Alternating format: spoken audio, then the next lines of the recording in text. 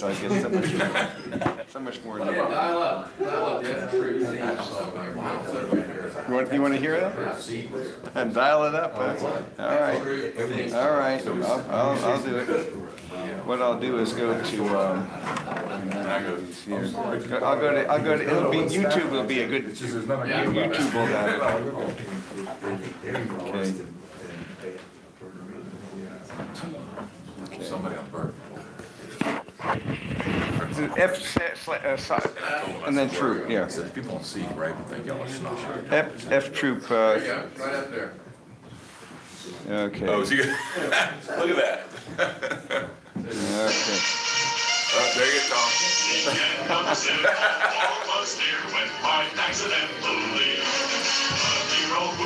And you like this? This is even worse than I remember. Pleased and thrilled his proud little family grew. While pinning it on, some blood was spilled, and so it was planned he'd command. Death Troop, where Indian fights are colorful sights, and nobody takes a licking. Where pale face and red skin, bone turn chicken. When drilling and fighting, get them down, they know they're around and through. As long as they all relax in town before they resume with a bang and a boom. And true. Started, Tom. I think I'm going to stop that right there. I believe that's enough. That's Now even you're worse. relate that to That's our even message. worse than I remembered. What was the video supposed to be? Yeah, what was that video supposed to be, Tom? Tell Chester. Chester, that was the theme song from F Troop, which was an old Western comedy that was on back in the 60s. Yeah, Western comedy didn't have a lot of longevity, that genre. Although you have Blazing Saddles as an example of more recent. Oh my gosh. Yeah, that's Western comedy. My son's high school. In high school, he saw that recently. He said, "There's no way that movie ever gets made." Oh no, not today. No. You're absolutely Well, he right. was in. Wasn't he in The Godfather? Wasn't he the police captain that? Sterling Hayden. That was Sterling Hayden. Sterling Hayden. Yeah, Sterling Hayden. You should know this. Yeah, that's a power. That's a great scene with he goes into the men's room. Yeah, Sterling Hayden. Yeah, vividly remember that moment. All right. Enough of memories. Are we passing around my Have Gun Will Travel card? Yes, I want to make sure I get that back. Wire Paladins. Now, Jake Groover is with us. He's working with me now with Reflections Ministries. I'm glad to have him here. Now, Jake, you're 25 years old. I doubt you even ever saw an episode of Have Gun Will Travel. I did not. That's what I thought. Now, did you actually know what this might allude to, though? No. You know, what also is interesting is I've been running into people of late who don't have a clue as to who Chuck Colson was, and that's interesting. So, who is he? He was Nixon. Well, no. My point is he's well known, but certain point people forget very quickly. It's amazing how that is. Because he had a big impact on my life, as you know. We were very close. So there's still the Colson Center that's named after him. But it's interesting how there's a short memory of certain things. Well, I'm 47, and I wouldn't know who he was except for his ministry. Except for you would not have known. My age, right? Recollect all the Watergate stuff. You wouldn't be remembering that as well, and that makes sense. Yeah. Have you seen the movie The Post? The Post. When? That last year, Meryl Streep. She commented on it before. Catherine Graham. Good story about Catherine. You know, I think I did not see that. That made me think about the Watergate movie. Oh, did it? Oh, I see. Yeah. That was a good movie. It was. Yeah, I remember when I was a senior in college, they came around asking where you were when Kennedy was shot. Yeah. I was like a year old. Yeah. So I don't know. I don't remember. Yeah, take care. Finally. Finally, they got him. Yeah. You know, and the two moments that people remember, if you're a certain age, you'll remember that November 22nd, '63, and remember there were two others whose deaths were included by that. Who the other two who died the same day? C.S. Lewis. Oh, and Aldous Huxley. Aldous. Aldous Huxley. Aldous Huxley. Yeah. Doors of Perception, which Jim Morrison got the name of his group from that, The Doors of Perception, which was about Aldous Huxley's book, which was based upon his mescaline trips, and Aldous Huxley got the name of his book from William Blake. If the doors of perception were opened, and we would all see things as they are. Trivia. But then, so they'll remember that if they're a certain age, where they were when Kennedy was shot. And of course, today, everyone will know the 9/11. You'll know where you were. Am I right about that? You'll know when you first heard about it, you know where you were. Because memories are associated with emotion. And that was a powerful emotion for all of us. And therefore, that emotion then locks it in. You'll never forget where you were, that specific place and when you first heard it. I still remember a person calling me, telling me about, and then I went down to the TV and saw it, and I remember exactly where I was at the whole deal. So it's intriguing how that is. You know who else Yeah. is an exact contemporary with C.S. Lewis, at least as far as the years, not the exact Tozer? date, he's Yeah, A.W. Tozer. same years, 1898 to 1963. I don't know that there's any evidence that they corresponded or knew each other. I'm not sure. I would be surprised if Tozer didn't know of Lewis, but it's hard to say. Yeah, the same years. You're right. Was Lewis as famous in his day as he is, as well known now? Was he? He was pretty famous in the 50s. He made Time magazine with his screw tape letters, and actually he was not happy about that because he didn't want to be known as the author of the screw tape letters. That was not his favorite book by any means. In fact, he said it was the easiest book I had to write because all I had to do was look inside. Kind of an interesting thing, the diabolical nature of man. But that said, his popularity began to wane soon after his death. And there was a period of time in the 70s where he was becoming much less known. And in the late 80s, he began to kind of been resurrected. So he's better known now than he was at any time in his life. So it's one of those things that began to fade, but then he became known again. By the way, that's my segue into remembering this, that you will get an announcement about a men's retreat I'm doing at Eagle Ranch on June 29 and 30, just an overnight. And it's going to be on C.S. Lewis, basically insights from his writings. I think I forwarded that last week. Did you forward it? The one You you did. sent to me. Okay, then, yeah. So if you're interested in that, the email tells you what to do about that. But I've never done one just on Lewis before, so it's going to be interesting. I'll do selections from his fiction and nonfiction, but I have a visual presentation of one of my favorites of his books, which is called The Great Divorce. And I also have in that visual presentation an overview of his life as well. So I'm going to kind of kick it off with his life, The Great Divorce, and then do fiction and nonfiction. And just the hard parts, which books to select and limit myself to with the fiction and with the nonfiction, because his work is so extraordinary and so abundant. Yes, Chester? What does the S stand for? Clive Staples. You can see why he called himself CS. Yeah. I would call myself, I would do the same thing.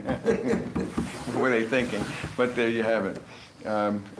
In fact, he mentions in his book, let's see, it's about, you remember, there was a boy whose name was Eustace Clarence Scrubb, and he almost deserved it.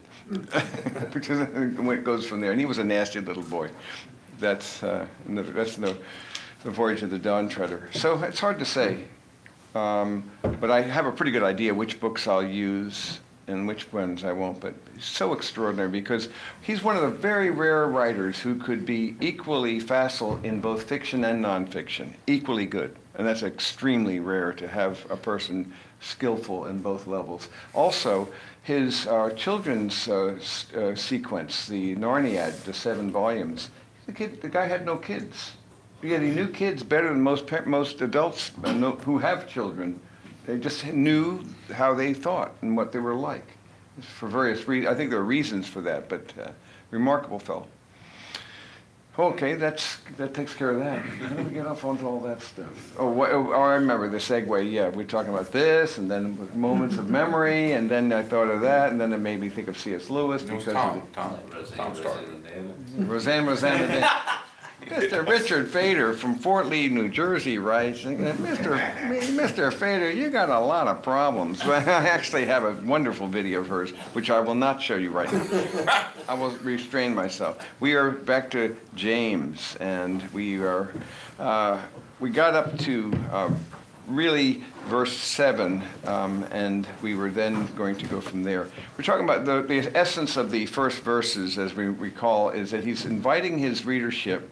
It's an early epistle written to a Messianic Jewish readership who were dispersed, being dispersed because of persecution. And he's telling them, you need to have perspective, you need to have wisdom. You need to have a long-term view. And remember, we were describing wisdom in part as having the long-term perspective rather than just some immediate or short-term perspective. Getting your view of the 1,000-year point of view. Remember when we were talking about that? What difference will these things make 1,000 years from now? Which is a far better way than just asking from year to year. Because much of the things we fear, we are all excited about or worried about, really won't matter a hill of beans 1,000 years from now. So the wise person would be to say, how can I use and leverage this day that I've been given as a grace and gift from God for the glory of God, so that it will last, it'll endure. When Jesus says in Luke 16:9, I say to you, therefore, make friends for yourself by means of the wealth of unrighteousness, the resources of this world that are passing away, so that when it fails, and that's when you die, they'll be there to welcome you into the eternal dwellings. So take that which is passing away and use that to turn that into the currency of what will endure, which is relationships. Worldly wealth is passing away, but the currency of heaven is relationships. So if you're wise, you're going to take your time, your talent, your treasure, and you're going to use that to invest God's truth into people. Because the two things that go on forever in this world are the Word of God and people. So that what you're now doing is you're transmuting that which is passing away into the currency of that which will endure. And that's where I always use that Jim Elliot line, he is no fool who gives up that which he cannot keep to gain that which he can never lose. That's one of the greatest lines I've ever seen. The man who was in his diary and killed, as you might remember, with the 4 others as a missionary in Ecuador. So this idea of if you're wise, you're going to think, what difference will this make in eternity is your big question, your long-term view. What point of view then? So he says you need to have wisdom. Even in this life then, bear in mind that you're going to encounter the crucible of adversity, but you must see this adversity as for what it is. It's actually going to forge character in you. In fact, we've said this multiple times together, that really, we rarely forge any kind of character apart from adversity. We rarely develop and grow through our successes, but rather more through our setbacks, especially if we learn from them and gain wisdom from them. So this is why he invites his readers then to see that it produces endurance and maturity. But if you want wisdom, you got to ask from God. He's going to give it to you. But don't doubt when you make this request. That and we saw there's one thing to doubt. We saw last week. It's good to doubting itself is one thing. Disbelief is another. Doubting has to do with wrestling. Is there good warrant for my beliefs? And it's good for you to do that. The unexamined faith isn't worth living. You see. Who said that? That's a twist on the unexamined life isn't worth living. You see, so the unexamined faith instead. Socrates talked about the unexamined life, but I'm just but I'm just making it now the unexamined faith, because and I remember I was with you last week. I was telling you about my experience when I had this extreme attack, as it were, of doubt. Is this stuff true? And I remember that moment so vividly. when I was at New Car Unloading, and where it happened in the middle of it, really just as the sun rose, because it's an all-night thing. And wrestled with those issues, and as I told you before, some of the things that came to my mind were various evidences that really work together. What evidence do I have for these beliefs? And I thought about the messianic prophecies and his fulfillment. I thought about his unprecedented life, his unique life, his unique claims, his unique credentials that backed up his claims, the changed lives of the disciples after the resurrection, the evidence for the resurrection, the evidence for the empty tomb, the transformation of culture and civilization as a result of this message, and many other things as well. So the evidence for the scriptures, the evidence for the resurrection, and focusing especially on who Jesus is. That's when I mentioned to you last week when we were talking, just by way of summary, remember about the Museum of the Bible, that I thought that they need to add a room to the Museum of the Bible, as good as it is. They ought to have a room that says the greatest character, the central character of the Bible. And if they'd done that, I think that would have made it more effective. If I ever get to talk with somebody who has any authority over that, I would be glad to tell them this, because you see, it wouldn't be, I know they don't want to be in your face, but you could do this because you can see, especially after you've gone through the other components, nothing wrong to talk about who's the central character. And Jesus. remember, yes, he is. And remember in Luke 24, on the road to Emmaus, beginning with Moses and with all the prophets, he spoke to themselves the things concerning him. He is the one that they all spoke about. So that would be clear that he's the central character. And then what you'd simply do, without being in your face, you can talk about his claims, his credentials, the changed lives of the evidence for the resurrection, just again, a low-key thing.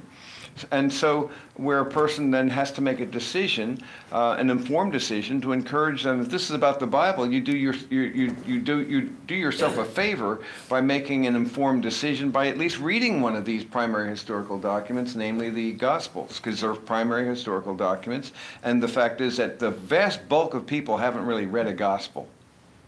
And so if you're making opinions or having our views about Jesus without having read one of the accounts, you're really making an ill-informed opinion and decision based upon second and third-hand information. You do well then to at least read it for yourself and then decide whether you're going to what? A, accept, or B, reject. The third option of ignore is not an option. And so, but without being in your face, I think you could cover that ground rather well. Purely from an apologetic standpoint, do you think that the transformation of cultures in and of itself demonstrates the truth? It's pretty huge because it's unprecedented in human history, the impact that it has had on history. And it's a whole presentation I've started. I have a kind of a thing, how Christianity changed the world. I'd like to tease it out more.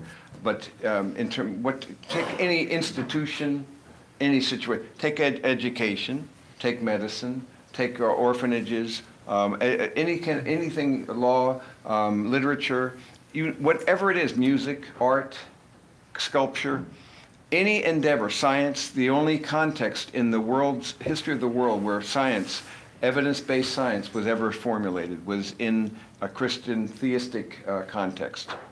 Never appeared before. It was one time, and it was in Europe at that time, as a result of a theistic consensus.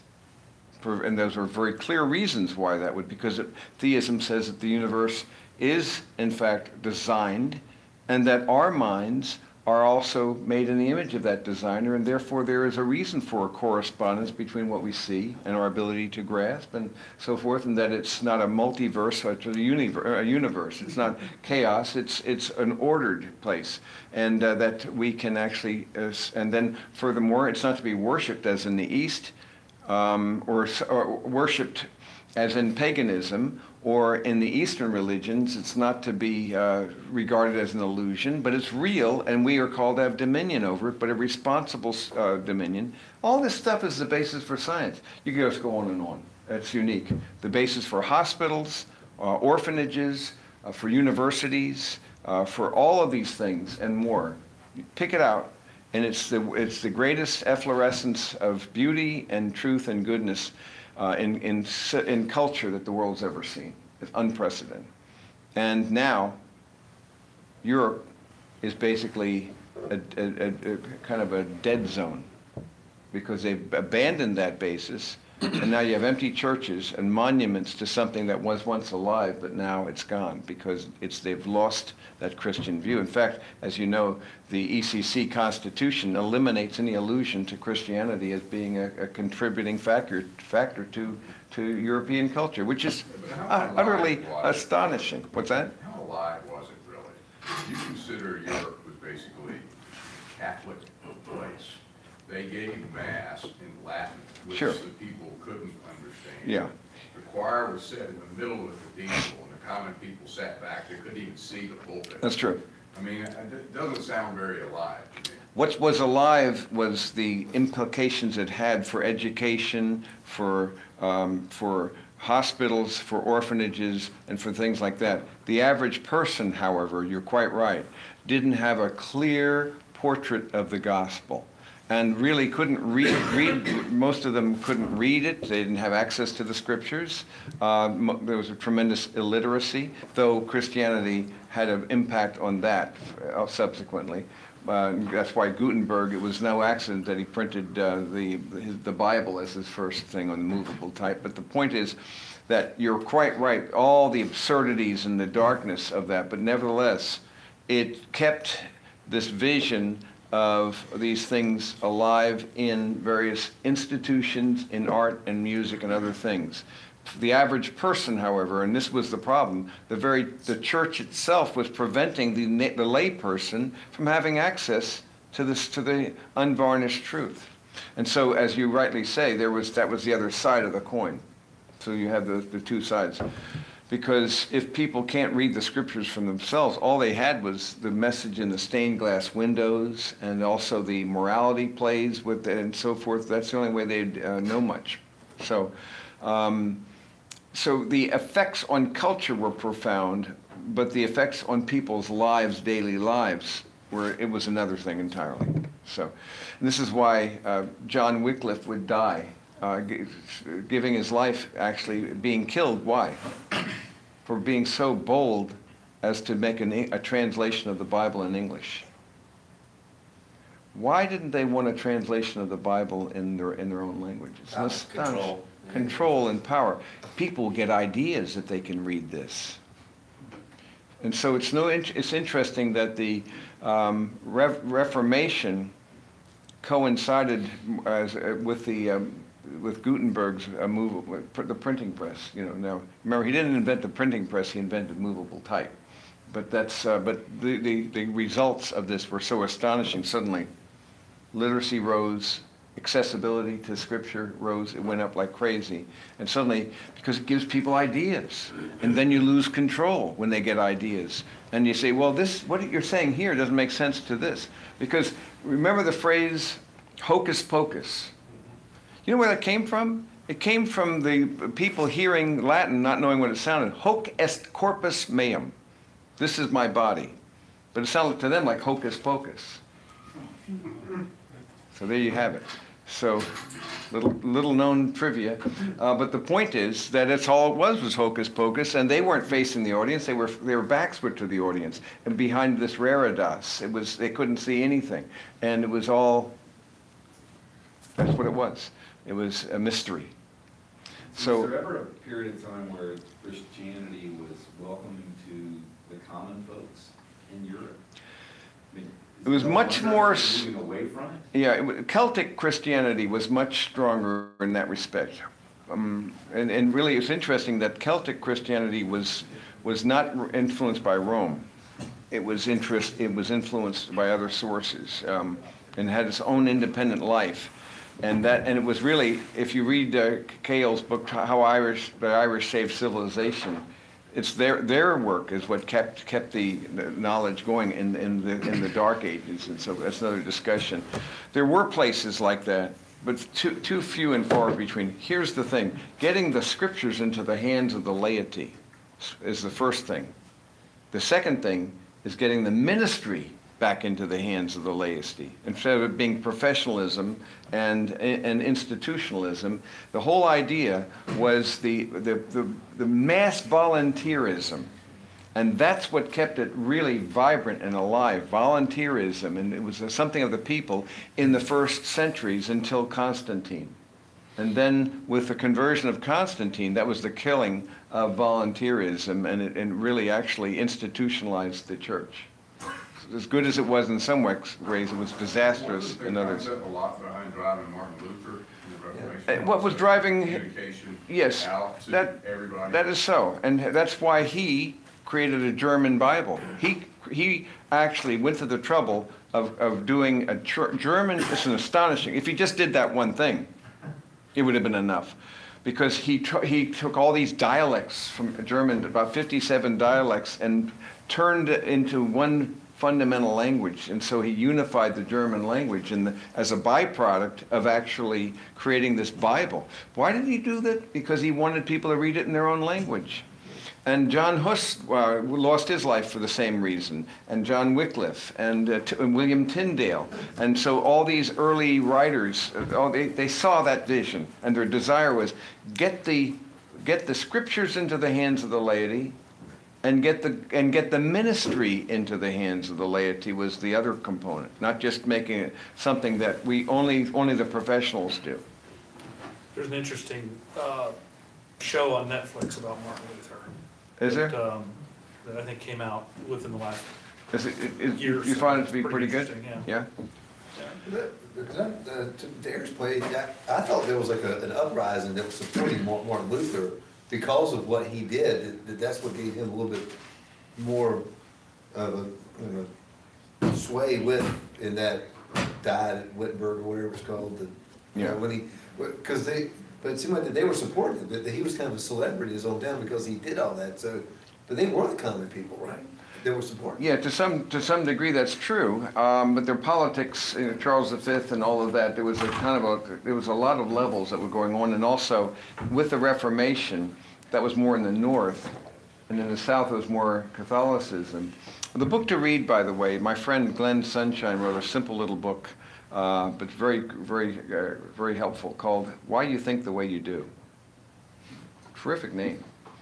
And in fact, I just assigned it to my son-in-law to read. He wanted to know more about church history. So I was showing him some books in my library. Then I said, I think you should read this book. It's short, and it ties everything together and gives you an understanding why we think, how do we come to be where we are? And it would be, if you had any summer reading, that's one I'd want you to read. Why You Think the Way You Do. Yes, it's Glenn Sunshine, double N, and great name. Sonnenschein is what the original name was, a Jewish name.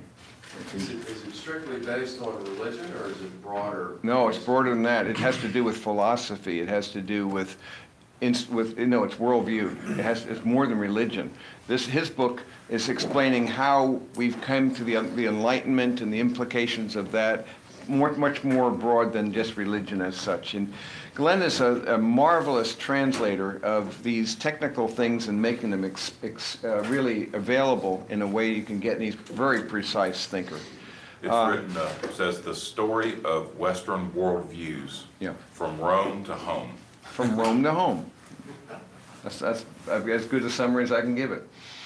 Has Glenn visited this group? He's been with me in Atlanta a few times. I don't know if he and I are planning to work together. He wants to come to Atlanta. He's a historian, teaches in the university in Connecticut. But that said, let's go back to this. Shifting gears for a minute. So we were talking about this whole idea, and it's amazing how we can go off in flights of fantasy, but we'll bring it back. But it's good to know about that. But I do hope some of you would consider reading that book. It's very accessible, but you'll find it to be eye-opening for sure. But the brother of humble circumstances is to glory in his high position. So here he's now talked about getting the wisdom. If you want to have wisdom, get the the long-term perspective, and understand it's not the adversity you're encountering right now, but it's the long-term point of view that you have to take.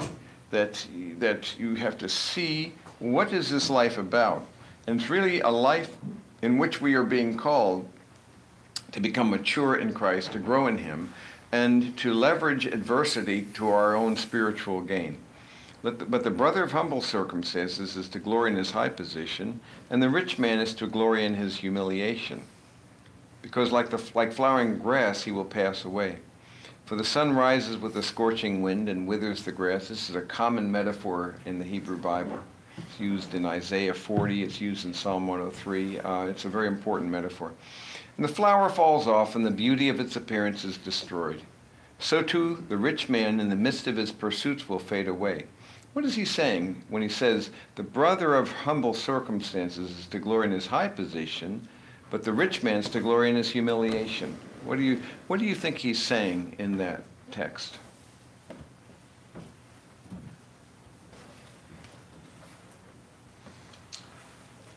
I think part of it is kind of this idea that, I mean, I think even in those days, maybe more so nowadays, to maintain this high position, you have to kind of keep working at it.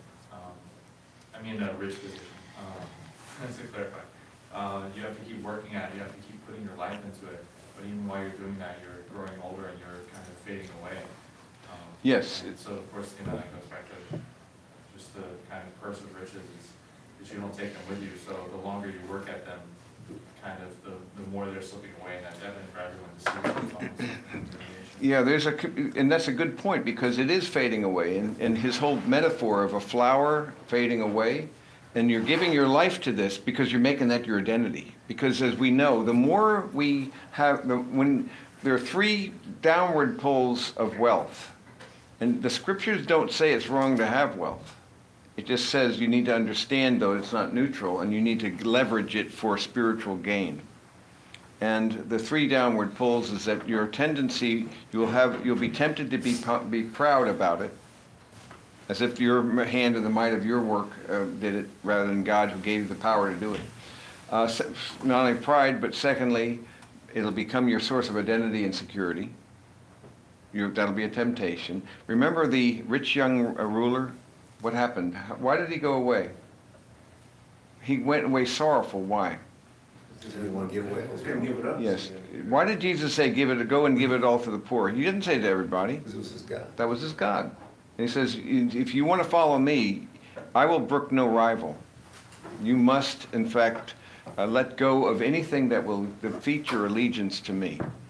And so he knew that was, and because he had much, because he had many. But remember, Jesus himself said that a man's life is not measured in terms of the abundance of his possessions. You're not defined by your possessions. But you see, our temptation, the more we have, the more we will define ourselves by that. So the first is then the temptation to be proud about it. Secondly, the temptation for making it your source of identity and security. And third, be harder to live by faith in a radical way.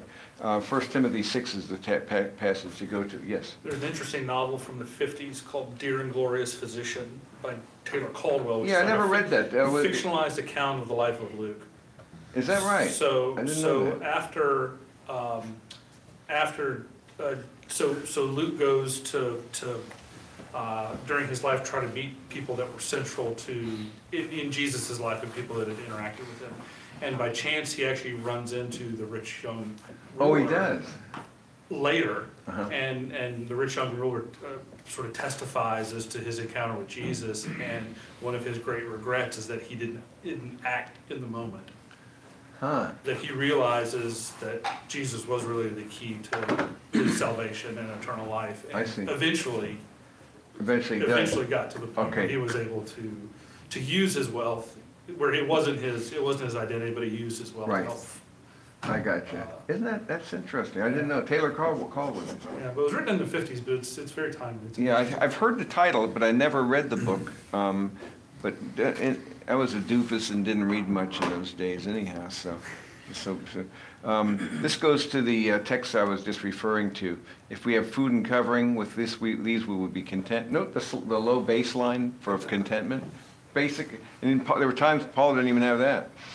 But those who wish to get rich fall into temptation and a snare and many foolish and harmful desires, which plunge men into ruin and destruction. For the love of money is a root of all sorts of evil. It's not the root of all evil, but it is a root of all sorts of evil. And some, by longing for it, have wandered away from the faith and pierced themselves with many griefs. Then he says, flee from these things, fight the good fight. And so then he goes back to his point. And a little later, he then speaks about this in verse 17. Instruct those who are rich in this present world not to be conceited or to fix their hope in the uncertainty of riches. Those are 2 out of the 3 things I said that are downward pulls. The temptation to be proud and the temptation to make that their source of identity and security. But in God, who richly supplies us with all things to enjoy. Then what does he say to them to do? He didn't say instruct them to give it away, but rather to do good, to be rich in good works, to be generous, ready to share, storing up for themselves. So it's the idea of storing up. If you want to have a portfolio where you're storing up, the way you store up is for a treasure of a good foundation for the future. In other words, being rich toward God, so that they may lay hold of that which is life. So he's saying, let them hold it with a loose enough grip so they can give it and use it and be generous and to leverage that. And the way you desecrate the altar of mammon, of money, of wealth, is to give it away. So this is why it's very interesting to me, and we've mentioned this before, is that there are 2 approaches to philanthropy. And the first approach is by far the most common approach. The first approach is to give with a cold hand. The second is to give with a warm hand. Explanation. What do you think I might mean? What do you think? Give with a cold hand. Cold hand is kind of give it as a matter of kind of a rule and a got to. I know. Actually, that's not what it means. That's good though. That's good. It's giving without connecting.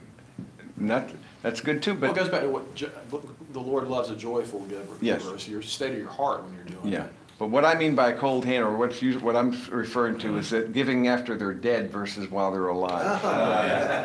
Get the difference? Yeah. Although the others, you're creative. I can buy that. To me, as you're saying, yeah, because you got to pry out. Yeah. But that's okay, because your point is good if you apply it that way. But there's far more that's given by the cold hand than with a warm hand. Far more. And if you look at Christian foundations... I don't need it anymore. I don't need it anymore. Yeah. Also, the cold hand keeps it going. It's a way of remembering of being memorialized after your death. The so-and-so foundation. But it won't last that long. That's the irony. Yeah. For them, but they want it to last longer. Here's how we can do it. Instead of giving it all away now, we'll just let it earn money and give more in the long run. The error in that view is, suppose you had 30 million and that you were going to give that away, and you were going to give it away in 1940. You have a foundation. You decide when either to give it away while you're alive, or instead of making a foundation, now it's worth, let's say it's worth 600 million, being very conservative. Now, look at how much more we've given away by giving 5% a year. You see, what's the error in that judgment? They're basing it on dollars, not opportunity. 30 million invested in the kingdom of God would have unprecedented, extraordinary implications, ripple effects that we cannot measure. There's your problem. People can't measure it, therefore they don't like that. They want to quantify, count, control, and compare. So if I can't quantify it, but the metrics of the kingdom are not actually, it's not wealth. It's not nickels and noses. The metrics of the kingdom have to do with relationships and people. That's another discussion. When you're saying that, I couldn't help but think of also the opportunities you missed by waiting. And I thought about the last scene of Schindler's List. Yes, I could have given more. Yeah, when he's like, if I would have sold this ring, if I would have sold this car, I could have gotten to more people. And he started to realize all the stuff that he could have sold to do that much more. Exactly. I have that very scene, because it's very moving to me. This ring, this car, and that realization, you see. But the irony of it is, though, is if pride is a driver, you'd think that people wouldn't want to give it away, so they can take the pride of the foundation, or the pride of this is getting named for me, or whatever, while they're still alive. Yeah, but they don't need to have their... Suppose they give it with a loose grip. This is it's complicated, this. Because part of the pride is to have something that leaves... I'm having an institution that I'm leaving behind that'll have my name on it. and that there's still a measure of control with a cold hand. You see, that's part of the deal. But my view I have a radically different view than many on this, but I think that most foundations should be sunsetted, but that's another this discussion, yes. Uh-huh. I have a question about that. So how do you, well, I mean, maybe it varies by situation, but how do you try to decide what's going to really make the best impact? Yes. Because for example, if you just, as you make a little bit of money, if you just give it all away, there's this principle, I don't know if you would categorize it under economics or whatever subject, but there's this principle that once you have nothing financially, it's really hard to get out of that rut. That is true. So that's why. It's like a big problem that people talk about in Yeah, those majors. you're raising a good point here, and When it's you just, give it away or, yes. you know what I mean? I see it in almost like this. If you imagine, what is this? Let me get the right thing here.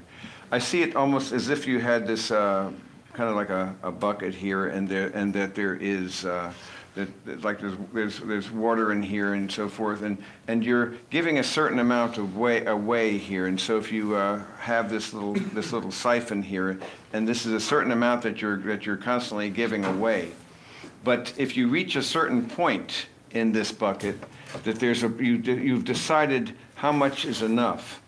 And if this is the point where enough is enough, then everything is given away beyond that. Is one way of looking at it. So if then if you then go below that point again, if you go down, then you're still always giving this whatever percentage you're giving away. And in doing it this way, then there still is a capital basis for this. But that would, again, though, Wesley's said I think if he said if I had 10 pounds to my name when I died, what is he saying? He's saying you could do it, but so there's wisdom, and there's no simple position on this, and that's the point. You need to have capital in order to create capital and to continue to generate wealth and doing that. So there would be a balanced perspective, and if I discerned this is enough, beyond that I give 100% away. But then if I go below this percentage, then I back to this. And you know what you're saying, it's interesting because I think what you're saying is that there's really no set way to do it. No, but there isn't. The idea of being concerned about it will kind of check your pride. I think so, being concerned about it and at least thinking it through, because I submit that if $1 million were given now, and that raises another question, how do you determine where it should be given? And that's not a simple answer. You see, but nevertheless, if $1 million given invested well for the kingdom of God now could have profound impact, and perhaps would have greater impact than if one waited 10 years and gave it over a period of time, more money. So it's hard to say. I'm merely saying though that it's a point of view that one has to process. And it hasn't generally been processed very well. They were taking the long view, and they had the opportunity to set it up in such a way that people after them who hold Christ in esteem and the work of the church in whatever way the steward set it up, isn't that the continuation of a warm hand because you've invested in the relationships of those going forward and the work of the church? Yeah, there's no simple answer to this, and I don't want to be simplistic about it. I'm just suggesting, though, that there's not enough with the warm hand, in my view, and that a lot of people have a great deal of wealth, and that now, to Jake's point here, perhaps later in their life as well, could very well give away a substantial amount because it's not a matter of making more so much. There's some who've made enough they don't need to make more, but they're still holding on to it. So then you have to ask this question, I'm holding on to it, I'm going to give it away after I die. So you have to ask this question, And I'm just saying, that people have to, these are questions that are rarely asked, that's all. I don't want to go further than that on that, but it's interesting how that works. I'm just going to suggest here that James' point of view is simply this, I'll close. Is saying, understand your point from this perspective, all of us are radically dependent upon God. Everything is gift, everything is grace. We have nothing that wasn't given to us. So glory in your humble position. But at the same time, don't be arrogant if God has entrusted you with much, and don't be depressed or humiliated if you don't have as much as another. But instead have the long-term view that to be rich toward God is really what our life is to be about, and then to leverage wealth for the eternal purposes is a good way of focusing our minds, rather than being so impressed with the temporal status of people who are wealthy versus not.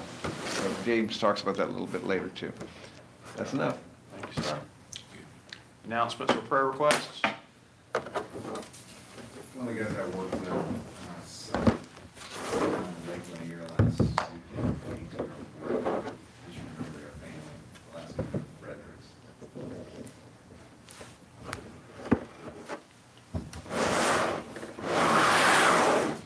Anyone else? All right, let's go around. Chuck Waters. Sam Bowen. Garrett England. Jessica Thrash. Chris Jones. John Muirhead. David McCracken, Ray Seegers. Mike Brown. Eric Ross, Boy Johnson. Gary Burke. Stephen Griner, Joe Bricewell, Jacob Gruber. Ty Tippett, Walter Holston. Frank Lyles. Neil Creech. Jason Munson. John Coates. David Hilton. All right. And Hayes isn't with us today. Thanks to that. Gary, would you close us? sure. Let's go to that. God, we ask that you hear our prayers. God, please be with the Frederick family. Because losing a young loved one is more than most of us could ever bear. God, you understand much more than we can ever understand that. I thank you so much for hearing our prayers and listening to our prayers, those that are known and unknown. God, may we go about our day to day remembering you, remembering what we learned here this morning, and may we be more of a people of warm hands than just cold hands. In your Son's spirit we pray. Amen. I'll tell you something scary about it, isn't it? Literally yesterday, well, especially in this day and time, elementary schools are trying to make something. So, but yeah,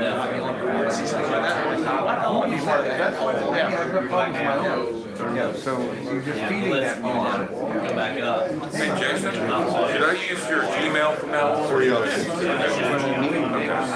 I'll get rid of the other one.